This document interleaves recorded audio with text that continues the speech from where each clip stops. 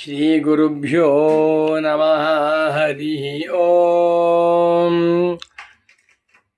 ಶಂಕರಂ ಶಂಕರಾಚಾರ್ಯಂ ಕೇಶವಂ ಬಾದರಾಯಣಂ ಸೂತ್ರಭಾಷ್ಯಕೃತೌ ವಂದೇ ಭಗವಂತೌ ಪುನಃ ಪುನಃ.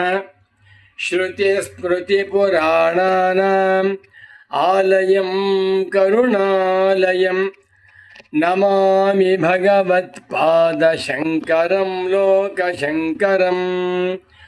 ವಂದೇ ತಂ ಸಚ್ಚಿದಾನಂದಂ ಯತಿವರ್ಯಂ ಮಹಾಮತಿಂ ವೇದಾಂತಸಾರಜ್ಞಂ ಸದ್ಗುರುಂ ಪ್ರಣತೋಸ್ಮ್ಯಹಂ.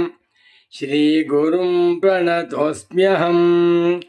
ಸದಾಹಂ ಸಂಪ್ರದಾಯಜ್ಞಂ ಸಂಯಮೀಂದ್ರಂ ಸದಾಶ್ರಯಂ ಸದ್ಗುರುಂ ಸಚ್ಚಿದಾನಂದಂ ಸದಾಚಾರಂ ಸಮಾಶ್ರಯೇ. ಶ್ರೀಮಚ್ಛಂಕರ ಭಗವತ್ಪೂಜ್ಯಪಾದಮಹಾಸದ್ಗುರುಭ್ಯೋ ನಮಃ. ಶ್ರೀ ಶ್ರೀ ಸಚ್ಚಿದಾನಂದೇಂದ್ರ ಸರಸ್ವತೀ ಸದ್ಗುರುಪಾದುಕಾಭ್ಯಾಂ ನಮಃ. ನಮೋ ನಮಃ ಸದ್ಗುರುಪಾದುಕಾಭ್ಯಾಂ. ಶಂಕರ ಭಾನು ಚಾನಲ್ ವೀಕ್ಷಕರಾದ ತಮ್ಮೆಲ್ಲರಿಗೂ ಇಂದಿನ ಕಾರ್ಯಕ್ರಮಕ್ಕೆ ಹೃತ್ಪೂರ್ವಕವಾದ ಪ್ರೇಮಪೂರ್ವಕವಾದ ಸುಸ್ವಾಗತಗಳನ್ನು ಕೋರುತ್ತಾ ಇಂದು ಒಂದು ವಿಚಾರವನ್ನು ತೆಗೆದುಕೊಂಡು ಚಿಂತನೆ ಮಾಡೋಣ. ಮೃತ್ಯುವಿನಿಂದ ಭಯವೇಕೆ ಇವತ್ತಿನ ವಿಷಯ. ಇದಕ್ಕೆ ನನ್ನ ಪರಮ ಪೂಜ್ಯ ಸದ್ಗುರು ವರೇಣ್ಯರಾದ ಶ್ರೀ ಶ್ರೀ ಶ್ರೀ ಸಚ್ಚಿದಾನಂದೇಂದ್ರ ಸರಸ್ವತಿ ಸ್ವಾಮಿಗಳವರು ಒಂದು ಶ್ಲೋಕವನ್ನು ಹೇಳಿ ಒಂದು ಕಥೆಯನ್ನು ಹೇಳಿದ್ದಾರೆ. ಅದನ್ನು ಹೇಳ್ತೇನೆ. ಮೃತ್ಯೋರ್ಬಿಭೇಷಿ ಕಿಂ ಮೂಢ ಜಾತಂ ಮುಂಚತಿ ಕಿಂ ಯಮಃ ಅಜಾತಂ ನೈವ ಗೃಹ್ಣಾತಿ ಕುರು ಯತ್ನಮಜನ್ಮನಿ. ಓಂ ಶಾಂತಿ ಶಾಂತಿ ಶಾಂತಿ. ಮತ್ತೊಮ್ಮೆ ಶ್ಲೋಕವನ್ನು ಓದ್ತೇನೆ, ಶ್ಲೋಕವನ್ನು ಹೇಳ್ತೇನೆ, ಎಲ್ಲರೂ ಕೇಳಿ ಗಟ್ ಮಾಡಬಹುದು. ಮೃತ್ಯೋರ್ಬಿಭೇಷಿ ಕಿಂ ಮೂಢ ಜಾತಂ ಮುಂಚತಿ ಕಿಂ ಯಮಃ ಅಜಾತಂ ನೈವ ಗೃಹ್ಣಾತಿ ಕುರು ಯತ್ನಮಜನ್ಮನಿ. ಓಂ ಶಾಂತಿ ಶಾಂತಿ ಶಾಂತಿ. ಒಂದು ಪುಟ್ಟ ಕಥೆ ಇದಕ್ಕೆ. ಒಬ್ಬ ಮನುಷ್ಯ ದೊಡ್ಡ ಶ್ರೀಮಂತ, ಬೇಕಾದಷ್ಟು ಸಂಪತ್ತಿದೆ. ಅವನಿಗೆ ಯಾವುದೋ ಒಂದು ಉಲ್ಬಣವಾದಂಥ ರೋಗ ಬಂದುಬಿಟ್ಟಿದೆ. ಆ ರೋಗವನ್ನು ಪರಿಹಾರ ಮಾಡಿಕೊಳ್ಳುವುದಕ್ಕಾಗ್ತಾ ಇಲ್ಲ. ಅನೇಕ ವೈದ್ಯರು ಬಂದು, ಸ್ಪೆಷಲಿಸ್ಟ್ ಬಂದು ಪರೀಕ್ಷೆ ಮಾಡಿ, ಇದು ಕ್ಯಾನ್ಸರ್ ರೋಗ, ವಾಸಿ ಆಗುವುದಿಲ್ಲಪ್ಪ, ನೀನು ಒಂದು ವಾರದ ಸತ್ತೋಗ್ತೀಯಾ ಅಂದರು. ಅವನು ಹೇಳ್ತಾ ಇದ್ದಾನೆ, ನಾನು ಸತ್ತೋಗ್ಬಿಡ್ತೀನಿ, ಹೆಂಡತಿಯನ್ನು ಬಿಟ್ಟು, ಮಕ್ಕಳನ್ನು ಬಿಟ್ಟು, ಆಸ್ತಿ ಪಾಸ್ತಿ ಬಿಟ್ಟು, ನನ್ನ ಎಲ್ಲ ಸಂಪತ್ತನ್ನು ಬಿಟ್ಟು ನಾನು ಸತ್ತೋಗ್ತೀನಿ ಅಂತ ಅಳ್ತಾ ಇದ್ದಾನೆ. ಎಲ್ಲ ಜನಗಳು ಅಳ್ತಾ ಇದ್ದಾರೆ, ಸತ್ತೋಗ್ಬಿಡ್ತಾನಲ್ಲ ಅಂತ. ಆ ಸಮಯದಲ್ಲಿ ಆ ಮನೆಗೆ ಒಬ್ಬ ಸನ್ಯಾಸಿಗಳು ಬರ್ತಾರೆ. ಅವರು ಮಹಾತ್ಮರು, ಕಾರುಣ್ಯ ಸಿಂಧುಗಳು, ಬ್ರಹ್ಮಜ್ಞಾನಿಗಳು. ಅವರ ಹತ್ರ ಈತ ಅಳ್ತಾ ಅಳ್ತಾ ಹೇಳ್ತಾನೆ, ಸ್ವಾಮೀಜಿ ನಾನು ಸತ್ತೋಗ್ತೀನಿ, ದುಃಖವಾಗ್ತಾ ಇದೆ ಅಂತ. ಗುರುಗಳು ಇನ್ನು ಕೈ ಹಿಡ್ಕೊಂಡು ಹೇಳ್ತಾ ಇದ್ದಾರಂತೆ, ಮೃತ್ಯೋರ್ಬಿಭೀಷಿ ಕಿಂ ಮೂಢ. ಏ ಮೂಢಾತ್ಮನೇ, ಅವಿವೇಕಿಯೇ, ಯಾಕೆ ನೀನು ಮೃತ್ಯುವಿನ ದೆಸೆಯಿಂದ ಬಿಭೀಷಿ ಹೆದರಿಕೊಳ್ತಾ ಇದೆಯಾ, ಅಳ್ತಾ ಇದೆಯಾ ಅಂತ ಕೇಳಿದ್ರು. ನಾನು ಸತ್ತೋಗ್ಬಿಡ್ತೀನಿ, ಆದ್ದರಿಂದ ಎಲ್ಲರನ್ನು ಬಿಟ್ಟು ಹೋಗಬೇಕಾಗಿದೆ, ನನಗೆ ತುಂಬ ಭಯವಾಗ್ತಾ ಇದೆ, ಅಳು ಬರ್ತಾ ಇದೆ ಎಂದ. ಆಗ ಆ ಋಷಿ ಹೇಳ್ತಾನೆ, ತಪಸ್ವಿ, ಜಾತಂ ಮುಂಚತಿ ಕಿಂ ಯಮಃ. ಏನಪ್ಪ, ಈ ಪ್ರಪಂಚದಲ್ಲಿ ನೀನು ಕಂಡಿರುವಂತೆ ಯಾವುದೇ ಹುಟ್ಟಿರುವಂಥ ಒಬ್ಬ ಮನುಷ್ಯನನ್ನು ಮೃತ್ಯುವು ಬಿಟ್ಟಿದ್ದಾನ. ಜಾತಂ ಮನುಷ್ಯಂ ಮುಂಚಃ ಯಮಃ ಮುಂಚತಿ ಕಿಂ. ಹುಟ್ಟಿರುವಂಥ ಮನುಷ್ಯನನ್ನು ಮೃತ್ಯುವು ಯಾರನ್ನಾದರೂ ಬಿಟ್ಟಿದ್ದಾನ. ಇವತ್ತಿನವರೆಗೆ ಕೋಟಿ ಕೋಟಿ ಜನ ಹುಟ್ಟಿದ್ದಾರೆ, ಹುಟ್ಟಿದವರೆಲ್ಲರೂ ಸಾಯ್ತಾರೆ. ಆದ್ದರಿಂದ ಹುಟ್ಟಿದ ಮೇಲೆ ಸಾಯಲೇಬೇಕು. ಯಾಕೆ ಯೋಚನೆ ಮಾಡ್ತಾ ಇದೆಯಾ ಅಂದ್ರಂತೆ. ಒಂದು ಕೋಳಿಯಾಗಿ ಹುಟ್ಟಿದೆ, ಅದರ ತೊಗೊಂಡು ಹೋಗ್ತಾನೆ, ಕತ್ತರಿಸ್ತಾನೆ, ಹುಳಿ ಮಾಡ್ಕೊತಾನೆ. ಆಡು ಕುರಿ ಹುಟ್ಟಿದೆ, ಆಡು ಕುರಿ ಹುಟ್ಟಿದ ಮೇಲೆ ಕಟ್ಟುಕನಿಗೆ ಸಿಕ್ಕಾಕೊಂಡ್ಬಿಟ್ರೆ ಕತ್ತರಿಸ್ತಾನೆ. ಯಾಕೆ ಭಯ? ಅದೇ ರೀತಿಯಲ್ಲಿ ಮೃತ್ಯುದೇವತೆಯ ಕೈನಲ್ಲಿ ಎಲ್ಲ ಪ್ರಾಣಿಗಳು ಇದ್ದಾರೆ. ಹುಟ್ಟಿದ ಯಾವುದೇ ಮನುಷ್ಯನನ್ನು, ಯಾವುದೇ ಪ್ರಾಣಿಯನ್ನು ಮೃತ್ಯು ಇವತ್ತಿನವರೆಗೆ ಬಿಟ್ಟಿಲ್ಲ ಅಂತ ಹೇಳ್ತಾನೆ. ಅದೆಲ್ಲ ಗೊತ್ತಿಲ್ಲ ಸ್ವಾಮಿ, ನನಗೆ ಸಾಯಬಾರ್ದು ಅಂತಿದೆ ಎಂದ. ಒಂದು ಕೆಲಸ ಮಾಡು, ನಿನಗೆ ಸಾಯಲೇಬಾರ್ದು ಅಂತಿದೆಯಾ, ನಾನು ನಿನಗೊಂದು ಮಾತ್ರೆ ಗುಳಿಗೆ ಕೊಡ್ತೇನೆ. ಆ ಗುಳಿಗೆಯನ್ನು ನುಂಗ್ಬಿಟ್ರೆ ನೀನು ಸಾಯುವುದಿಲ್ಲ ಅಂದ. ಕೊಡಿ ಸ್ವಾಮಿ ಇಂದ. ಆ ಶ್ರೀಮಂತ ದುಃಖಿತನಾಗಿದ್ದಾನೆ, ಮೃತ್ಯು ಭಯದಿಂದ ಭೀತನಾಗಿ ಅಳ್ತಾ ಇದ್ದಾನೆ. ಹೇಳಿ, ಸ್ವಾಮಿ ಮಾತ್ರೆ ಕೊಡಿ, ನುಂಗ್ತೀನಿ ಇಂದ. ಗುರುಗಳು ಹೇಳ್ತಾರೆ, ನೋಡಪ್ಪ, ನನ್ನ ಮಾತ್ರೆ ಉಪದೇಶ ರೂಪದ ಮಾತ್ರೆ ಕೊಡಿಯಿಂದ. ಅಜಾತಂ ನೈವ ಗೃಹಾತಿ. ಈ ಪ್ರಪಂಚದಲ್ಲಿ ಯಾರು ಹುಟ್ಟಿಲ್ಲವೋ ಅಂಥವರ ತಂಟೆಗೆ ಮೃತ್ಯು ಬರುವುದಿಲ್ಲ. ಅಬ್ಬಾ, ಹುಟ್ಟಿದ ಮೇಲೆ ಸಾಯಲೇಬೇಕು.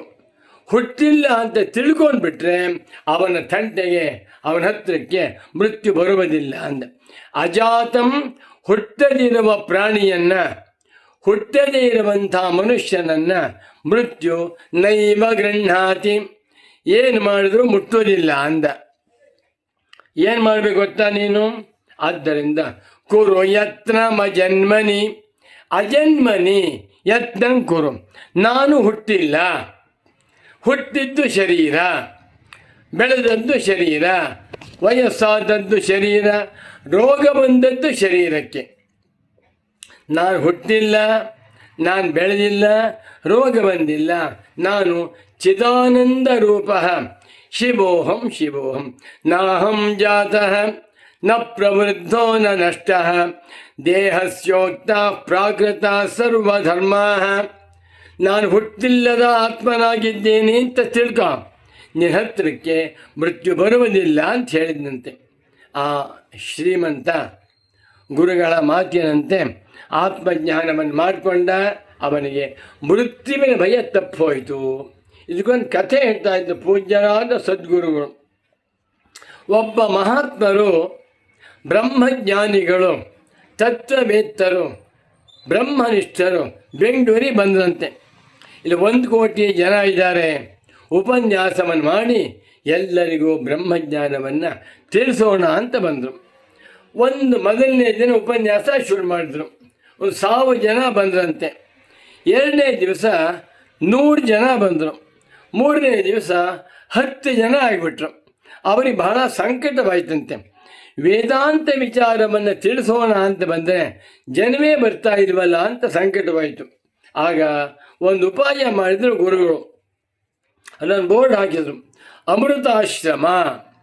ನಮ್ಮಲ್ಲಿಗೆ ಬರುವವರಿಗೆ ನಾವು ಒಂದು ಗುಳಿಗೆ ಕೊಡ್ತೇವೆ, ಅದನ್ನು ನುಂಗಿಬಿಟ್ರೆ ಯಾರೂ ಸಾಯುವುದಿಲ್ಲ ಅಂತ ಬೋರ್ಡ್ ಹಾಕಿದರು. ಆ ಬೋರ್ಡನ್ನು ನೋಡಿಕೊಂಡು ಮಾರನೇ ದಿವಸ ಉಪನ್ಯಾಸಕ್ಕೆ 1000 ಜನ ಬಂದರು. ಗುರುಗಳೇ, ನಮಗೆ ನೀವು ಆ ಗುಳಿಗೆ ಕೊಡ್ತೀರಾ ಅಂದರು. ನಾಳೆ ದಿನ ಕೊಡ್ತೇವೆ ಅಂದರು.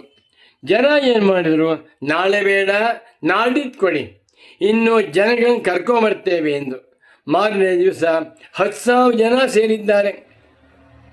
ಗುರುಗಳು ಹೇಳಿದರು, ಈಗ ನಾವು ನಿಮಗೆ ಎಲ್ಲರಿಗೂ ಕೂಡ ಗುಳಿಗೆ ಕೊಡ್ತೇವೆ, ಆ ಗುಳಿಗೆ ನುಂಗ್ಬಿಟ್ರೆ ನೀವ್ಯಾರೂ ಸಾಯುವುದಿಲ್ಲ ಅಂದರು.